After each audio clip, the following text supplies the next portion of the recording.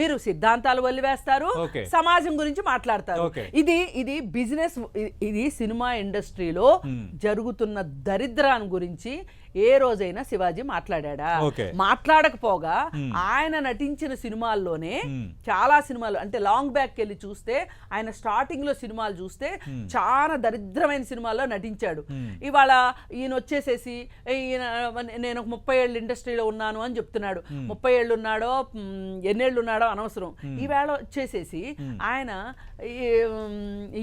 వీటి గురించి మాట్లాడితే అసలు ఇన్నాళ్ళు నువ్వు కళ్ళ గంతలు కట్టుకున్నావా అని కానీ సోషల్ మీడియాలో శివాజీకే మొత్తం మద్దతు ఉంది. నువ్వు కరెక్ట్ గా మాట్లాడావు, మా మనసులో ఉన్నది మాట్లాడావని. ఏమండి, చార్లెస్ శోభరాజుకు కూడా అభిమానులు ఉన్నారు.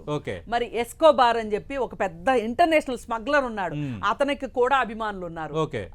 కానీ దురదృష్టం అంటే ఆ అభిప్రాయం వేరు. ఇక్కడ ఏంటంటే మహిళలు ఈ విధంగా ఉంటే బెస్ట్ అనే అభిప్రాయంలో ఎక్కువ మంది రెస్పాండ్ అవుతున్నారు. ఇక్కడ శివాజీ గారికి వస్తున్న శివాజీ ఫ్యాన్స్ కాదు సార్, వీళ్ళంతా ఆ కాజ్ కోసం సపోర్ట్ చేస్తున్నారు. ఇప్పుడు వాళ్ళకు ఒకటి దొరికింది, శివాజీ గారి స్టేట్మెంట్ ని మనం సక్సెస్ చేయాలరా. శివాజీ గారి వీరాభిమానులు కాదు వీళ్ళేమి, ఆయన చెప్పిన మాటని ఖచ్చితంగా మనం సక్సెస్ చేయాలి. దీని వల్ల నా కూతురికి ఏదో రకంగా సూర్యకామణి గారు ఎవరో స్టేట్మెంట్ పెట్టారు, నా కూతురు పద్ధతిగా వేసుకోవడం మొదలెట్టింది శివాజీ గారు అన్నారు. ఇలా 4-5 పెట్టారు. బూత్ ఇంకొకటి లేదు అంటే ఎన్నాళ్ళు వీళ్ళకి పంచేంద్రియాలు పనిచేయలేదు, ఇప్పుడు పనిచేసినాయనా? సూర్యకామణి మాట్లాడడం పైన